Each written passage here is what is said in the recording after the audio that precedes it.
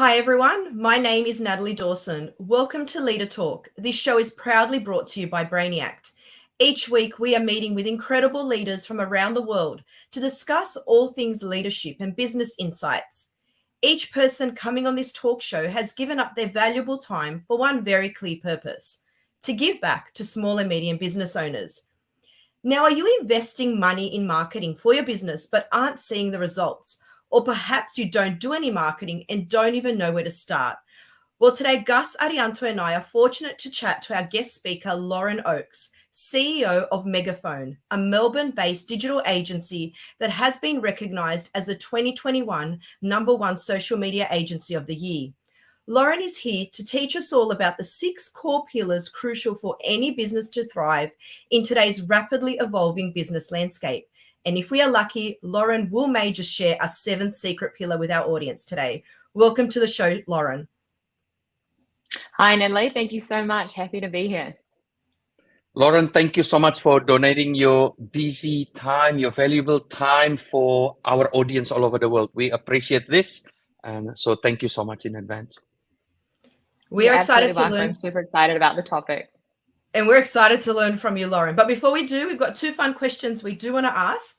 And the first one is, if you could teleport to any place in the world for a day, where would you teleport to and why? Oh, I think I would teleport into the middle of a meeting that I shouldn't be in a big company, probably in New York, and just see what they're talking about, what the big topics are. Oh, that's a good one. I was expecting you to say some tropical island. That's an amazing one. Be a fly on the wall. You can fly there, but you can't teleport. You can't just hop into these meetings and be part of those conversations. Be a fly on the wall. So I would do that. I love how you think. That's awesome. And what about, are you more of a cat or a dog person? Dog person for sure. Like you, Gus, correct? Hi, we love Lauren straight away. Ladies and gentlemen, this is the best guest speaker we have so far. I'm a dog person as well. That's awesome. And Lauren, I gave a really quick intro to you at the beginning, and we're hoping that you could share with our audience a bit more about who you are and also about Megaphone, so we know who you are and also the agency that you head. Absolutely. Well, I'm Lauren. I am a leader in the marketing space here in Australia. My career has come through digital marketing analytics, with a very sort of digital heavy background. And I've worked my way through Megaphone from starting, it was a company of about 4 people, and we've grown it to a place of sitting around about 100 people now. So there's been a huge amount of growth. And I think my favorite thing about the growth that we have seen is just the type of person that it requires me to be as a CEO every single year changes. And so I need to be constantly learning and developing myself. And throughout my entire career, that learning, that development, that constantly moving, that's the thing that really interests me. And so Megaphone is a digital marketing agency. We focus mainly in paid media. So TikTok ads, Facebook ads, Instagram ads, Google ads, really that paid base. But we can advise on all the different areas of marketing, which is what I'm here to do today. And it's super exciting because you are here to discuss 6 core pillars. Now, without me kind of guessing or anything like that, can you give our audience just a real brief overview? What are these 6 core pillars and why are they so essential in the business landscape? Yeah, absolutely. So these 6 core pillars are what it takes to see success in your marketing in 2023. The landscape for businesses to run their own marketing has changed significantly. Since I started running paid ads probably about 8 years ago now, the way that we can now advertise is so different. It used to be easy. You used to be able to put up an ad with basically anything in it and you would see success come in. However, now there are so many different areas into it, which is why I developed these 6 core pillars. And, we work with a lot of businesses on a regular basis. And it's not just about coming to us as a marketing agency and saying, great, can you run our ads? And that's how you're going to see success as a business. There are so many different areas that you actually need to focus on. So those are the 6 core pillars. And that's what we're here to talk about today. So do you want me to run through the 6 pillars? Yes, can you let us know what they are? And then we're going to, for our audience, we will go into more detail, but just to give us an overview so we understand what we're going to be discussing. Awesome. So first of all, we have the brand reputation, and then we have the SEO, which is the search engine optimization, which means that Google can find you. We have your website as well, which needs to be high converting, or your landing page, depending on what you utilize. We have the customer journey. So that means making sure that you are nurturing your customers at every stage of the journey. This could be through email marketing, loyalty programs. Then we have the content. This is showing your product. This is really highlighting what your product's used for, who uses it, and really giving people that experience, because people shop online these days. So you need to be able to understand what you're selling, and it needs to be done online. And the final piece of that puzzle is paid media. So if all of those things are working and you have a well-oiled machine there, when you're putting budget behind it through paid media, then you can really start to, put fuel on the fire. And that's, I think, let's start with paid advertising, because that to me is one, you said it's evolving, it's changing all the time. When we talk about paid advertising, Lauren, what does it actually cover? Because it does, and you mentioned budget, it's interesting when people go, what is your paid advertising budget? Where do you even start? How do you even know? It does sound expensive, Gus. I'm sure we'll go into more detail with that. But let's start with, what does it actually cover? Yeah, so paid media, this is going to be, if you look at all of your social media platforms, the majority of them, other than probably Threads right now, has a media buying aspect to them. And so that's where you are actually paying money to have your advertisement appear in front of the people that you want it to. So you can be quite controlled. So you can put it in front of particular age demographics or people that are interested in specific things in particular locations. So you can have control over that budget. And then once you've done that, it's basically showing your product. And so you have the design of the advertisement. You need to consider the copy that's going to go with that. And then basically it's putting those ads out there. And so the platforms that would be most common would be Facebook and Instagram. And so that's through the Meta platform. And then we also have TikTok, which is one that is becoming more and more common. TikTok is actually prioritizing a lot of advertisements at the moment on the platform. So we are seeing even more success through that. And then other platforms as well, which aren't as successful in Australia for advertising, like Pinterest. But depending on the product, there are media buying opportunities through there as well. Lauren, okay, I have an important question. Let me just choose if I'm an owner of, say I'm an owner of a plumbing company, a small plumbing company, not even a company, a shop, a small plumbing shop in a local area. When I hear paid media, any money right now is difficult, with the current situation, economic situations. How do I know the return on investment on this? Because it feels like, yes, I can put an ad about my shop in Facebook. That's the only thing I know. I'm a small business. I don't even use TikTok. But maybe the people will still not come to my shop for the next 4 months.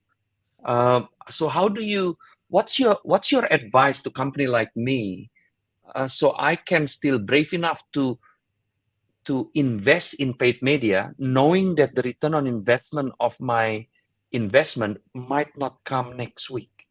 And if it comes next week, it's only like 1 or 2 people coming probably. What's your advice on this to us? Absolutely. So if you are a plumbing company and I'm giving you advice on where you should be spending your money, I would look at the platforms first that we could utilize. And so understanding that a plumbing company, this is a service. So somebody has a need for it. You don't wake up one day and just have the desire to have, better plumbing. Usually there's a problem and you need to solve that problem.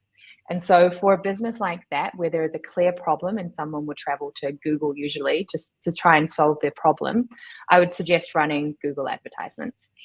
And yes, it's definitely a risk to invest on these platforms. However, if you're looking at, your local area might have 10, 20, 30 plumbers. And if there's 5 of those businesses that are actually running ads, as soon as somebody has that, that leak that sprouts in the kitchen, they're going to go to Google and they're going to type in plumber near me. And they're going to get the top Google results. so that they'll get the Google ads, but they'll also get the top SEO results. And so the businesses that have invested in paying to be at the top through Google, or have invested in their SEO and are actually ranking organically, those are the businesses that are going to be clicked on. And so by paying, you are actually going to be the one that's getting that traffic. And you can be quite controlled through Google, so you can really target what area you want to be servicing. So as a plumber, you might only service a small area or a couple of suburbs. And so you can just appear in those suburbs. It may be that, you know, often your ads aren't showing to people outside of that, and that's fine. And so you can control your budgets on what's actually going to be spent there. So I wouldn't suggest as a plumber that you should run Facebook ads or TikTok. It would be quite difficult to, you know, really convince somebody to you know, have that desire for a plumber. Am I right to say then, Lauren, you know, as a small business, when we talk about paid media, I will never be able to be on the top anyway, because my investment will be quite small. So, you know, I'm just putting a number that I have no idea.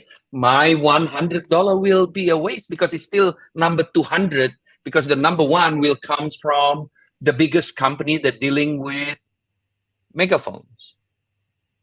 So there would be different ways that you can look at it. So there's going to be really competitive keywords. So just say, you know, I live in Melbourne, so Melbourne plumber, that might be quite competitive. Whereas if you're, you know, maybe you specifically live in Richmond plumber, that might not be as competitive. So as a small business, we can often target keywords which are a little bit more specific to your business. You know, you might even want to be more niche than that. Maybe you, I don't know, only work in kitchen plumbing. And so you'd be kitchen plumbing in Richmond. And so that's a really specific audience, and it's not going to come up all the time. So it's not going to burn through your budget very quickly. And not everybody is going to be searching for something so specific. So then when they do appear, you know that that's a highly targeted customer, and your conversion rate, as soon as one of those people clicks on your ad and calls you up for your services, you know that that's exactly what you offer. And so your conversion rate on that business is going to be a lot higher. And so I would suggest only running the ads for the services that are, one, going to be profitable if you're paying for this business, but are also going to be exactly in your niche, and you know that you can close that business. You know, Lauren, even when we talk about money, it's interesting. When we were trying to do some internal LinkedIn ads, and the question was, you know, what's your budget? And it's kind of like for a business, it's, you don't even know, like, do you start small? What is the actual budget? If you say 1,000, is that crazy? Do you recommend to start small and go? Because I mean, big, you know, corporations, they spend lots on Google ads and all different kind of ads. Is the advice to kind of start small and see what the return on investment is on that before going bigger? Or do we start big and then kind of fine tune? Is there any right way of doing that? I think it really does depend on, you know, what resources you have available and what money you have to spend. So the way that all of the platforms work is that the more money that you're putting into them, the more data you're getting, the more specific and targeted you can be. And so if you're, you know, investing $1,000 over a month, then you're going to have $1,000 of learnings at the end of that month.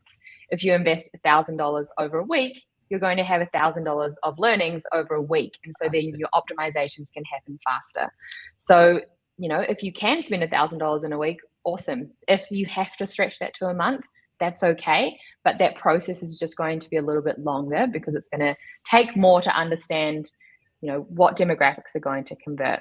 Like, if you think about it, if you're putting out your ads and you're putting them to a range of demographics, you need to actually have the opportunity for that ad to have been shown enough times to each demographic to determine which demographic will convert the most, to then, when you're running your next campaign, maybe only target that one demographic that converted at a higher rate. And so it is all about that learning and really understanding who that audience is. Lauren, what is the common mistake that company, passionate new companies, you know, say I'm a new, relatively new, been in the business for the last 3 years, my business is growing, I can see that this is the time that I want to invest in paid media. what is the three common mistake that people do at this moment? Like at this moment, I'm ready. I have a budget right now. Natalie, my business partner, ready. We just hear your podcast. We agree with you. We need to do this. Who should we talk to? Where do we go now? Because I can't just go to a local brand agency or marketing agency because they will say something different to another company. What is the common mistake and where should we start? Yeah, so I'd say the common mistake when someone is first starting out with advertising is that it will never work. You're never going to put up an ad and it's going to work immediately. There is that learning phase to get through. And so for some businesses, maybe you need that first month to actually learn what's working. Some businesses might need 3 months to learn what's working. I think there is that, when you are a small business, it can be really scary to be investing, a good amount of money into these ads and not be seeing that immediate return. I think a good example is, on TikTok. We notice when we run our TikTok advertisements, you typically do not see a single conversion for 2 to 3 months. After that period, though, we can see the conversion rate increase significantly to the point where it is having a incredible financial impact for that business. And so there is always going to be that learning phase. When you're running ads through platforms that have visual ads as well, you'll be doing a lot of testing through those ads. You'll be working out what products sell the best, what landing pages work the best, what images or videos actually sell your product. And unless you can perfectly nail exactly what's going to work in that first ad that you create, it's going to take a few iterations to actually get that done. So I would say businesses testing the waters a little bit and then pulling out, that would be a big mistake that I do see. And so I think even just investing in that yourself. So even if you want to start running paid media, and maybe the investment with a marketing agency isn't something that you've tried before, and maybe that is a little bit out of your reach, try to run those ads yourself. And so there are so many platforms that can actually take you through that training, and they're free of charge. And so then when you're actually coming to a marketing agency, you have, a month of data already. And so you can kind of start a little bit more ahead at that point. Google has a fantastic training course. So does Meta. Meta updates theirs all the time. And so that's a really good way to actually dip your toes in without having to fully commit to an agency. But you can kind of start to see if the platform is going to work for you and how it works. I do understand that sometimes people just don't have time for that and they want to go directly to an agency. And that's obviously fine as well. I'd say the other mistake that I do see is businesses coming to an agency and thinking that we're going to solve all of their problems. So when a business is coming to an agency, we can absolutely help with paid media. But if you don't have a great website, if you don't have great photos and videos of your products, if you're not running email marketing, if you don't have a good customer journey, if you don't have reviews, if you don't have a good brand reputation, we are not magicians. And so all of that needs to be done prior to, or we will recommend all of that is done. And that's something that the business will be doing themselves. Super interesting. And this is why there's 6 pillars, right? You can't just have one pillar without the other 5. So that's paid advertising. You've mentioned content a few times, images, copy. When we talk about the content side of the pillars, Lauren, what are we referring to there? Are we referring to website copy, social media content? What is it that makes that, we can say, call it a second pillar? Cool. So the second pillar, content. So this would be how you're actually presenting yourself as a brand. And so that's going to be your branding. It's going to be the photos of your product if you sell a product, or it's going to be the way that you demonstrate your service if you sell a service. And it's also making sure that you have constant content going up across these platforms. So this would be more relevant to an e-commerce business, but ensuring that you're posting on platforms like Instagram, potentially Facebook, depending on your demographic, TikTok, filming content and getting that TikTok content out there. This is probably the biggest pain point for e-commerce businesses at the moment, is actually filming TikTok content. It's time consuming. It takes a little while to get up. And it's not something that people are just naturally comfortable with, filming that content as well. And so making sure that you do have somebody that can do that in the business, so you have this constant stream of content going out. It is it is becoming more and more important across the platforms. I would say a couple of years ago, the organic content side through Instagram died a little bit, but now we have reels that are out, we have TikToks, and this is where we are seeing that resurgence, and people are actually seeing success through just posting organic content. And the style of content that we're looking for, it's not super polished, it's not those campaign imagery or those big photo shoots with big budgets. It's real content with real people. And that's the style of content that is going to be the most cost effective for a business to create. And so it's something that, you know, businesses really do need to invest that time into. And that's the type of content that we would be using through paid ads as well. And what about reviews? Did they fall under this category, Lauren? Like you mentioned reviews before. I'm assuming you're talking about Google reviews. Does that kind of fall into this category as well? Is that an important aspect? Reviews are incredibly important. I would categorize them under the brand reputation pillar. Okay. But reviews would be across Google. It would be your actual products on your website. So making sure that each individual product has a large amount of reviews. If you have a number of different services, making sure that you have those services reviewed on your website, testimonials, anything that's going to really build that trust. And if we were this plumbing business that Gus mentioned before, the small plumbing business, you know, I don't have any reviews yet.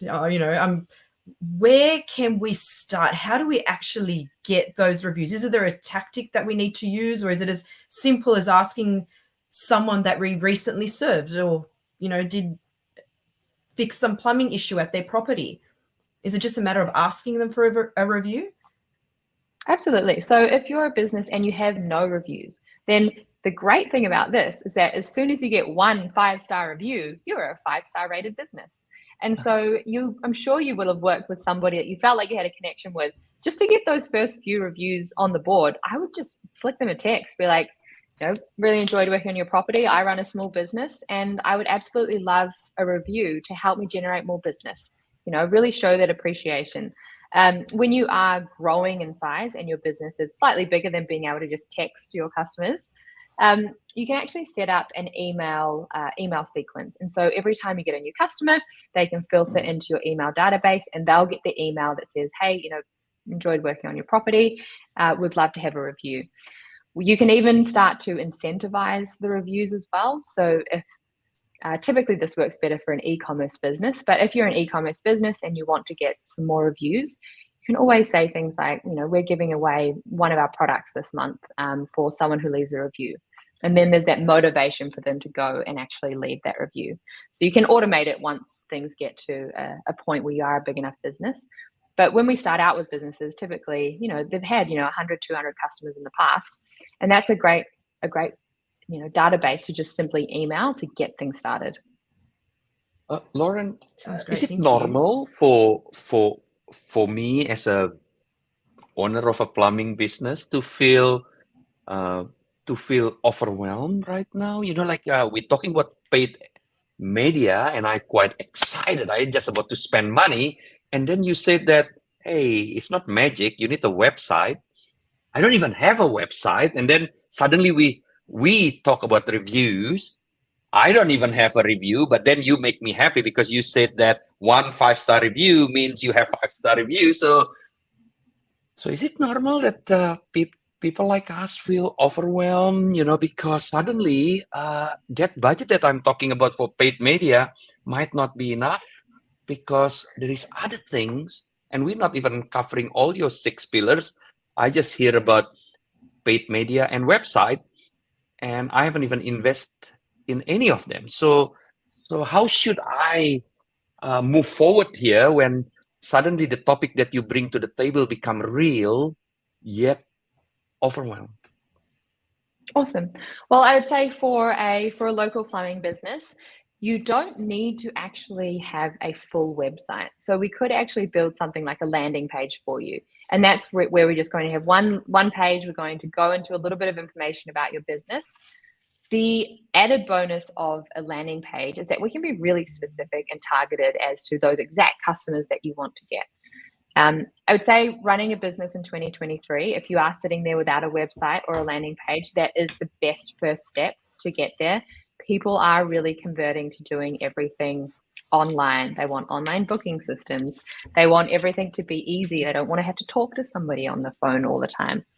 And so having that set up can really change the way that your business operates. There are also some things that you can do if potentially that's, you're not quite there yet.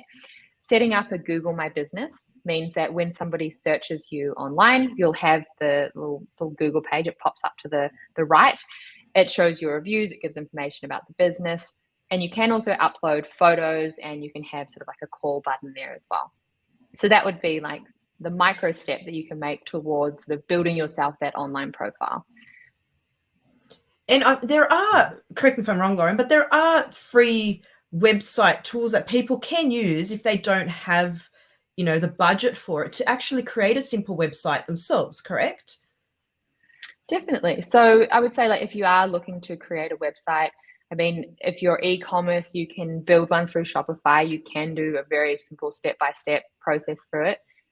Creating something like a landing page, you can use a software like Instapage, which is a monthly fee.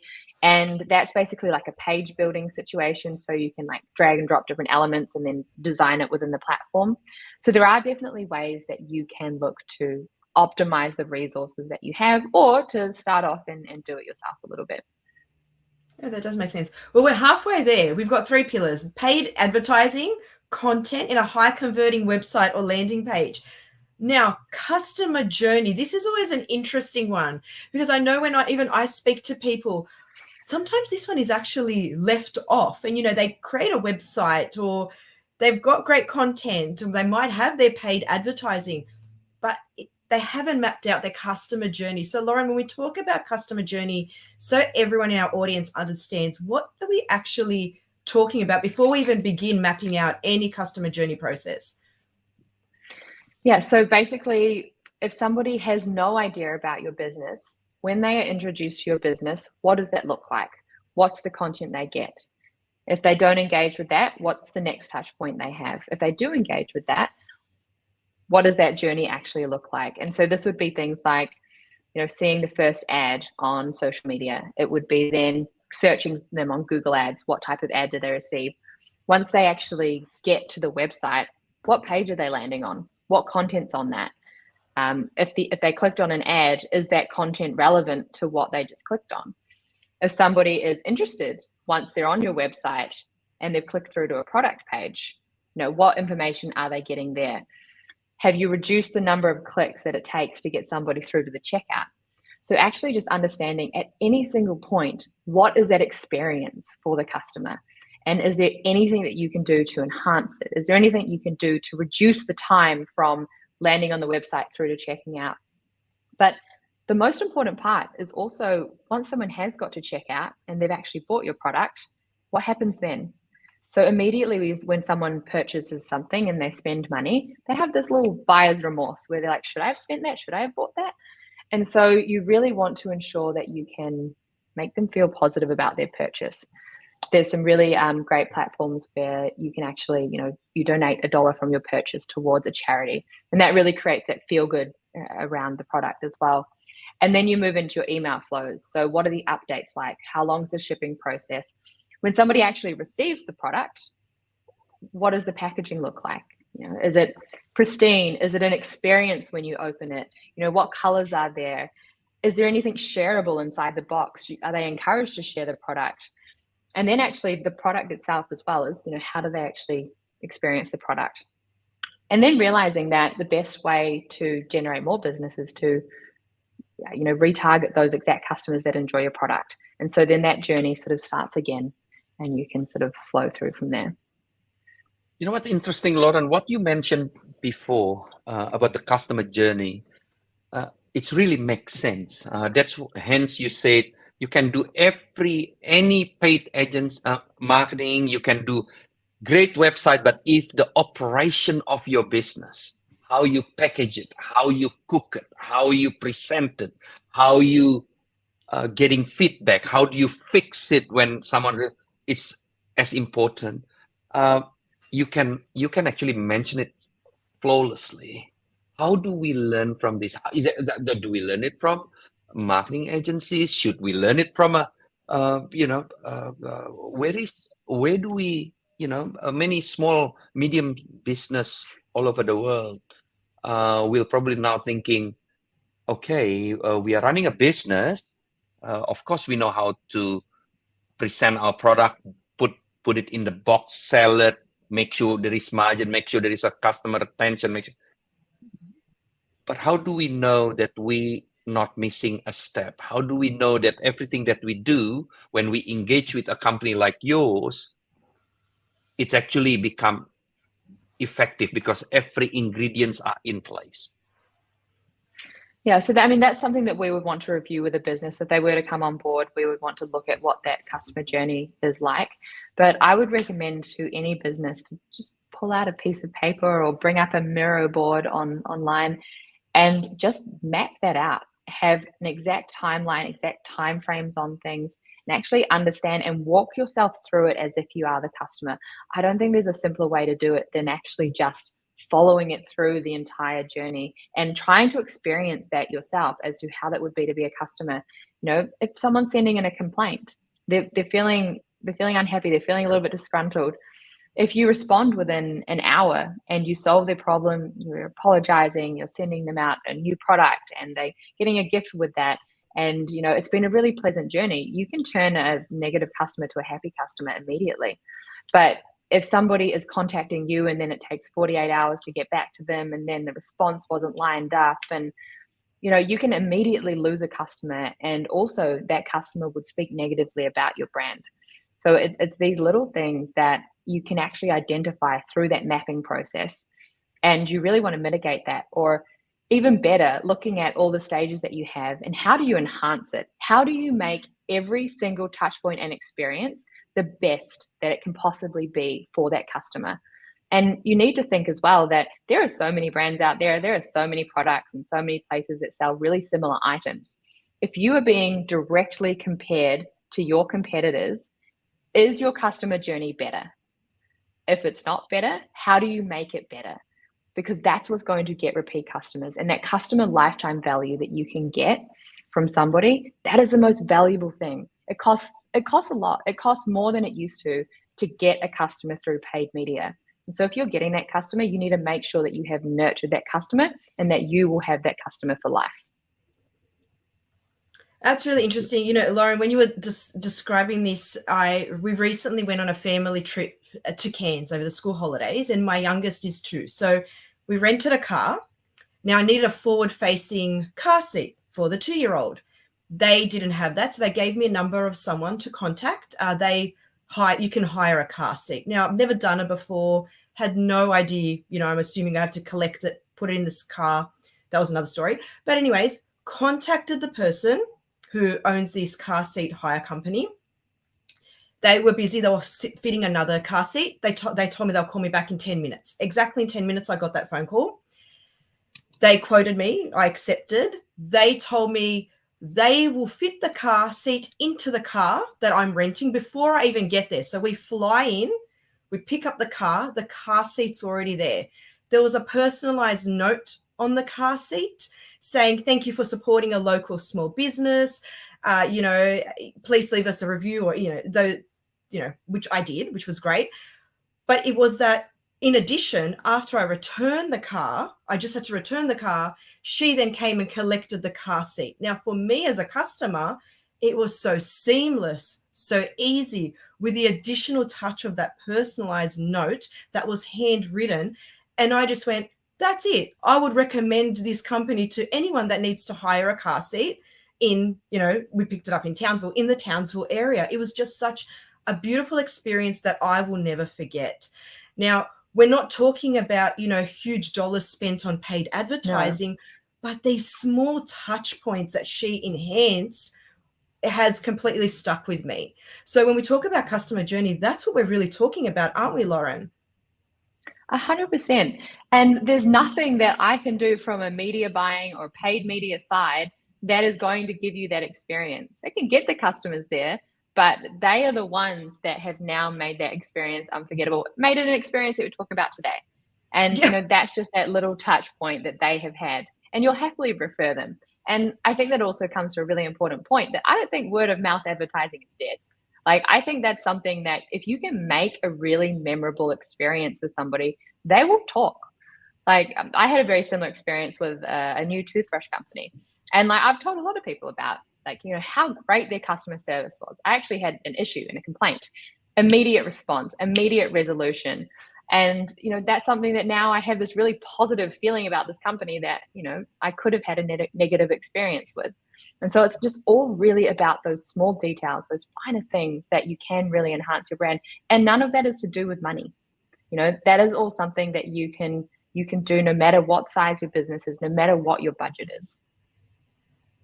It's an interesting one, customer journey, definitely. Okay, we've got a few more to get through. SEO, fifth pillar we're up to.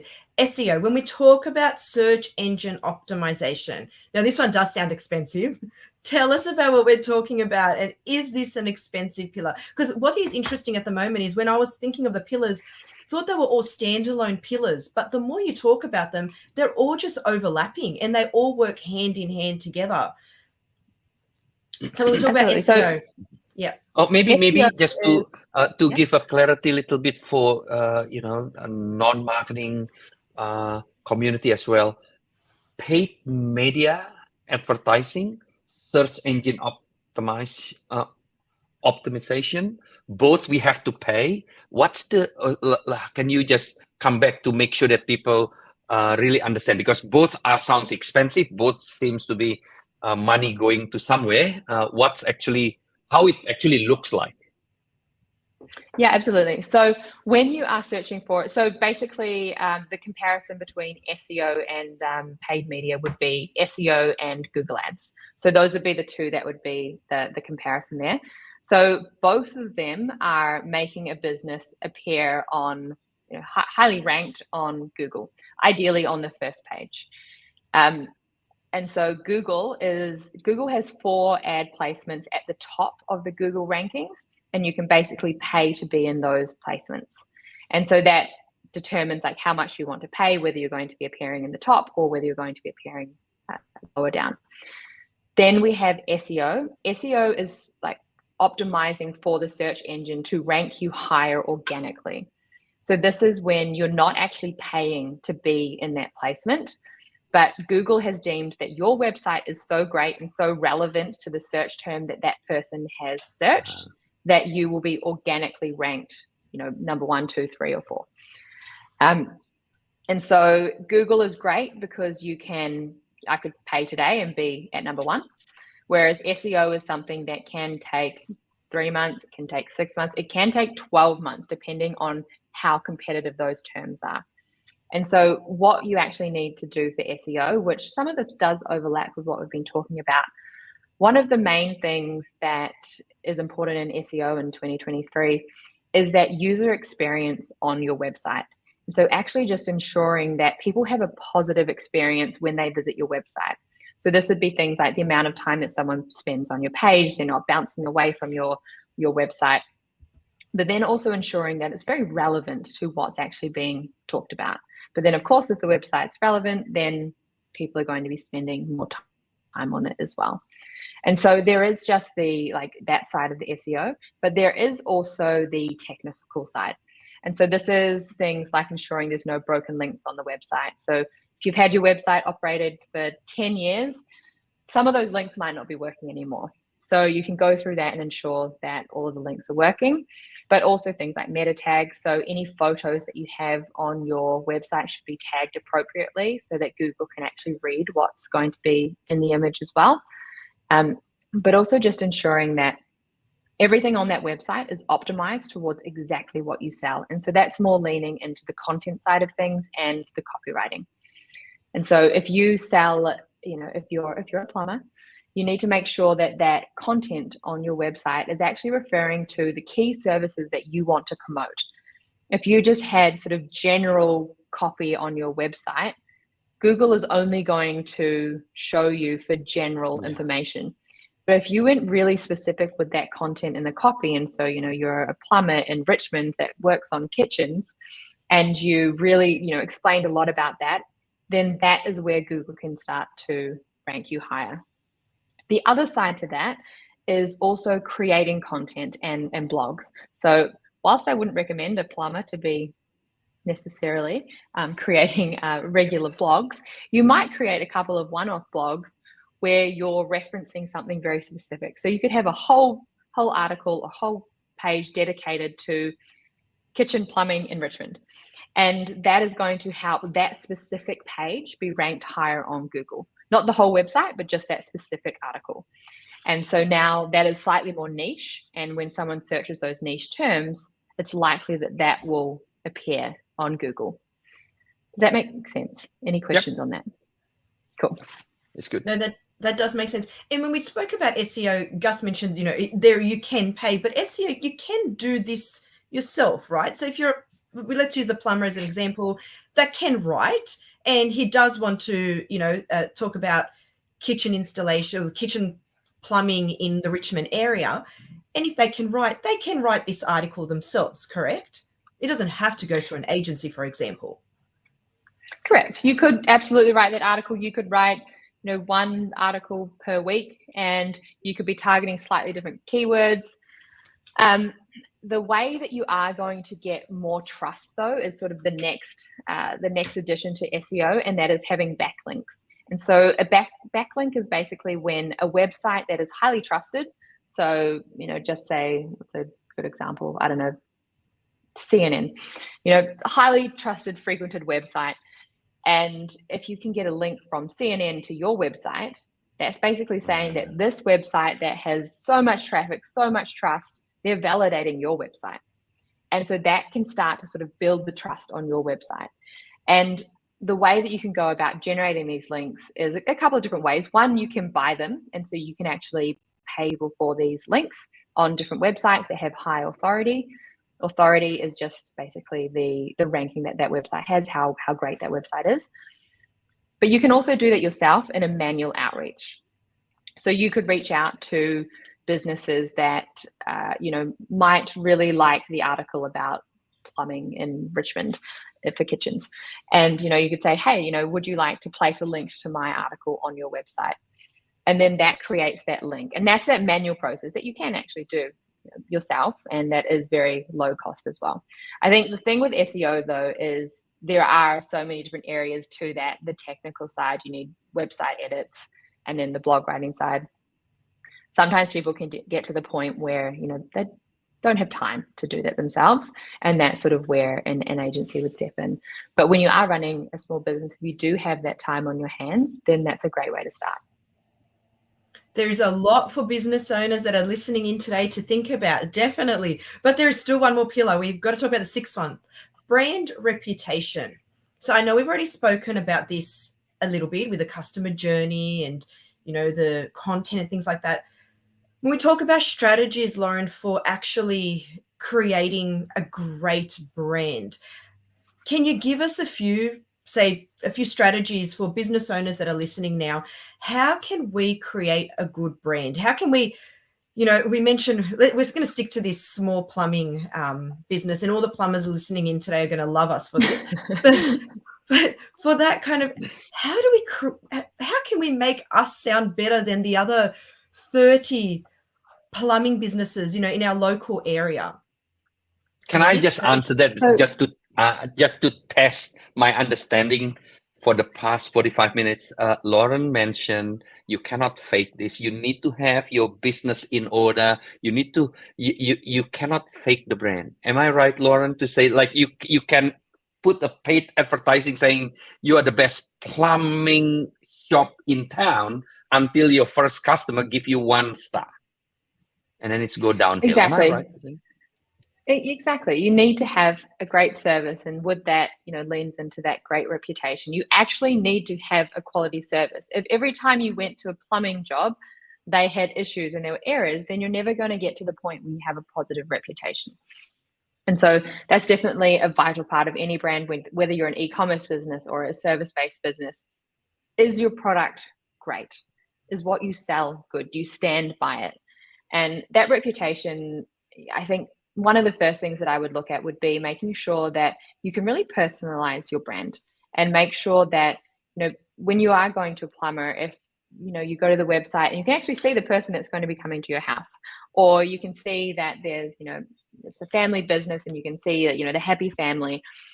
That compared to another website with just a picture of some pipes on it, it's not, one is going to have like a connection that you can build, like, oh, awesome, this person has built this business and, they have a lovely family, and you're kind of like, you're warming to them already, even though it's just a picture. Then maybe the copywriting on the website can kind of talk about how long they've been in business. And so awesome, they've been in business for 25 years. There's that trust without, having it to actually say that. And so putting things like that, putting great copy on the website as well is very important. And for someone like a plumber, I think they could look at it and think, that's not important. I don't need to personalize my brand because I'm just here to fix things. But realistically, you're still going to be, you're still the face of your brand, and you're still going to be generating business. And that's how you're going to build longevity throughout that. So having something that people recognize you for as well is very important through that. But we did touch on before reviews, and that is just the best way to get trust. I could sit here all day and just tell you how great Megaphone is, but that's not going to mean as much as if 50 other people have come to you and told you that. And that's really where the reviews come in, because you're trusting other people that have actually tried the product and they're telling you that it's great because they've had a good experience. And when we're talking about customer reviews, what about social media feedback? Is that another one where we should be looking out for to see what our reputation is? I mean, the last thing we want is for us to put a product out there and we're getting total backlash across social media. Is that we're looking at customer reviews there, but should we be monitoring social media feedback as well to monitor our reputation out there? 100%. So that community management and that being very active on your profiles. So there's a lot of brands out there that, might just schedule their posts on social media. They're not very active. They don't reply to their inboxes. They're not going to build a, personal connection there. But the businesses that are responding to comments, if there's something that's really positive, they're celebrating it. If there's a concern, they're answering it immediately.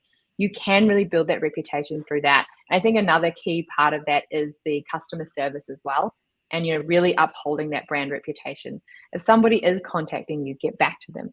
And, that's a really simple way to be able to nurture that relationship and build a relationship with people as well. So it's kind of opening that two-way street for brands and not just having how it used to be, which is just a brand is a brand and you can shop through them or not. It's kind of like building a connection through the brand and their users at the moment.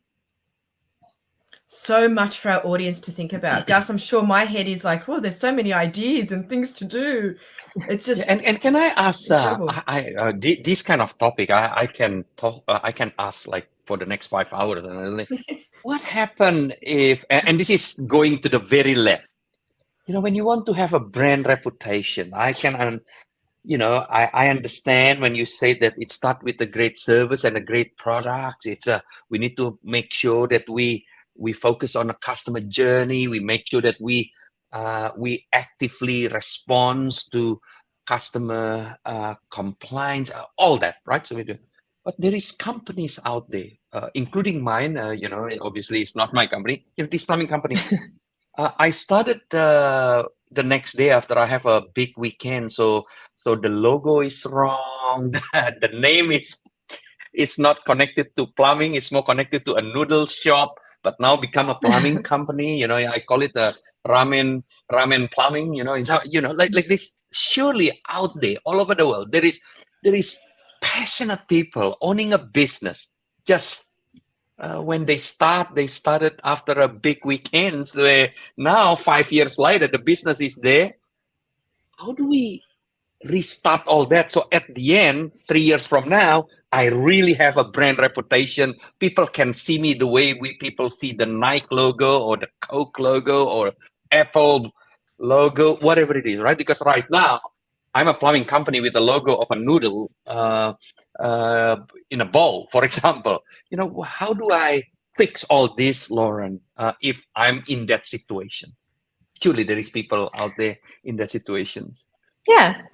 Well, there is absolutely nothing wrong with a rebrand and a rebirth of a business. And we have seen that through some of the most successful businesses of our times. They reinvent themselves. They create a new logo. I mean, Instagram's a great example of that. they've had several different versions of that logo, and every time it represents a new version of the business. Businesses change names all the time as well. And people do that when things haven't aligned through their initial stages. But people also do that. It is very common for a business to launch and to learn who their customers are. And then after a year or two, to relaunch based on who was their most successful customer database. So if you launch a brand, you're an e-commerce brand, you launch a product, and you think that it's going to be suitable to 17 to 20-year-olds, and you launch the product, and you find out that 35-year-old pluses are purchasing the most, and they're your most frequent customers. You've now got the branding that's all aligned to this business for a completely different generation. And so businesses like that will rebrand, and they will then align their business, potentially their name, to the people who are actually spending money on their products. So just like your ramen plumbing company, there's no harm in changing the name of that. I will say though, if you named it ramen plumbing, at least for the SEO side of things, you've got the word plumbing in the title. So when people are typing that in, you are going to organically rank a little bit higher there. But yeah, there's absolutely no harm in rebranding. And if you've got social content, you're just announcing it. A lot of brands will build a bit of hype and excitement around it. You know, new things are coming, change is coming. And then you've got several posts around, you know, the new brand, why you've got a new brand and why it's great, and everything to the audience. I think just making sure, you know, to the customers that you do have, and, you know, sending out an email and really explaining why and sort of bringing them on that journey with you. You can also benefit a lot from that by, you know, involving people in that.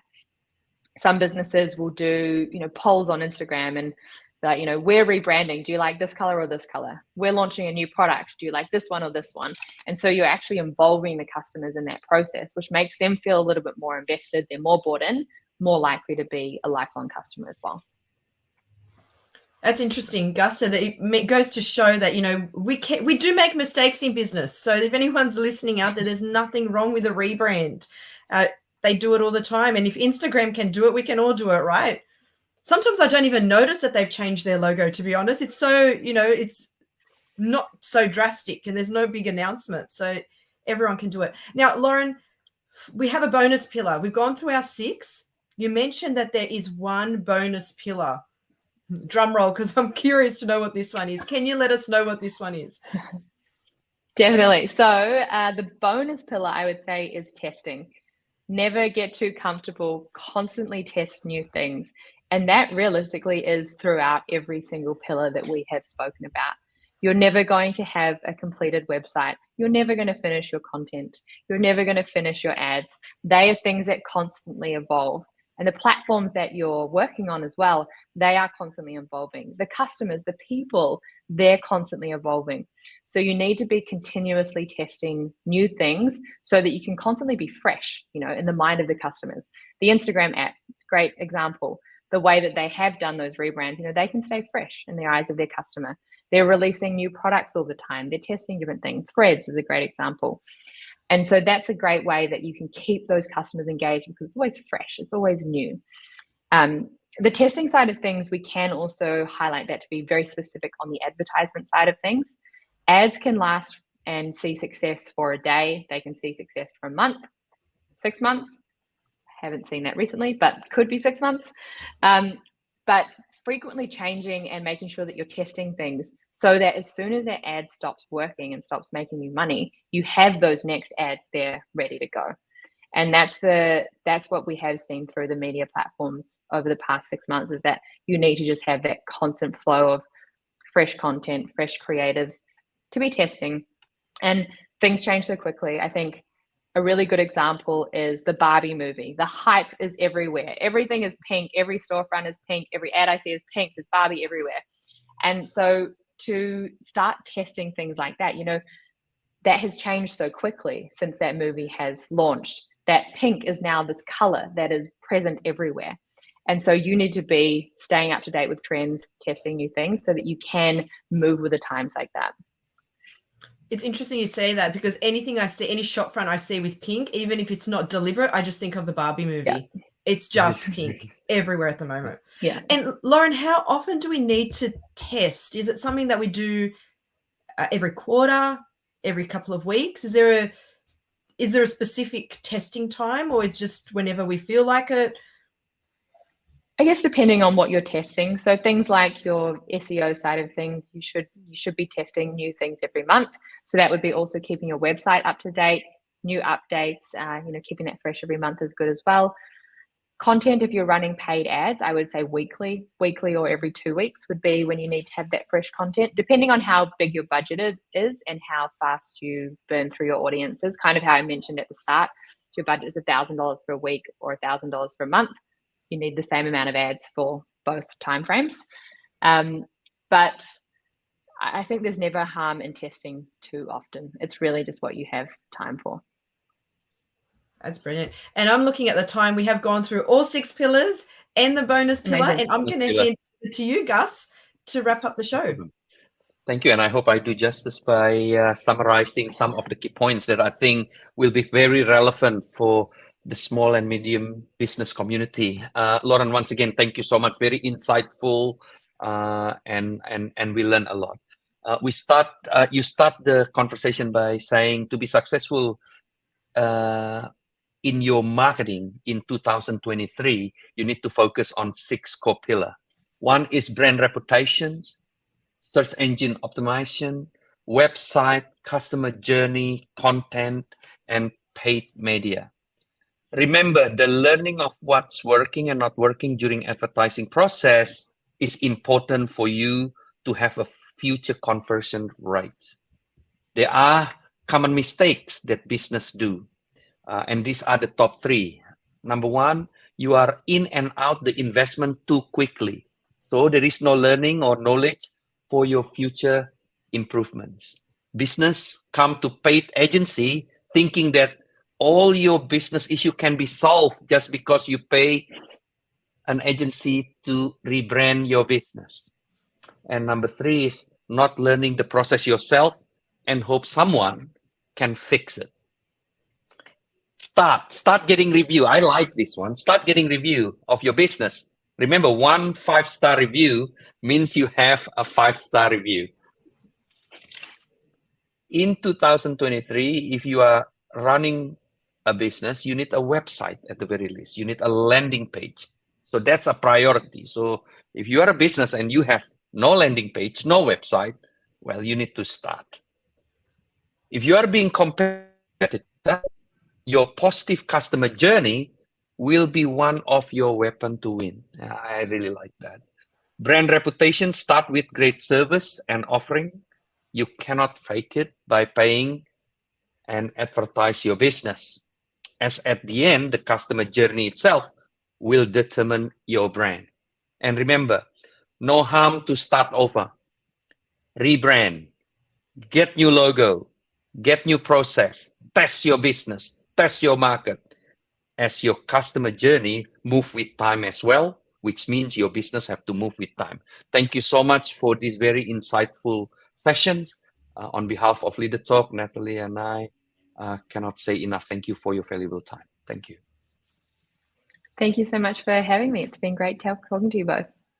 I've learned so much, and I know our audience has too, Lauren. So thank you very much. And thank you everyone for tuning in. For more information on Leader Talk and for some great resources to help your business grow, check out brainiact.com.au. Bye everyone.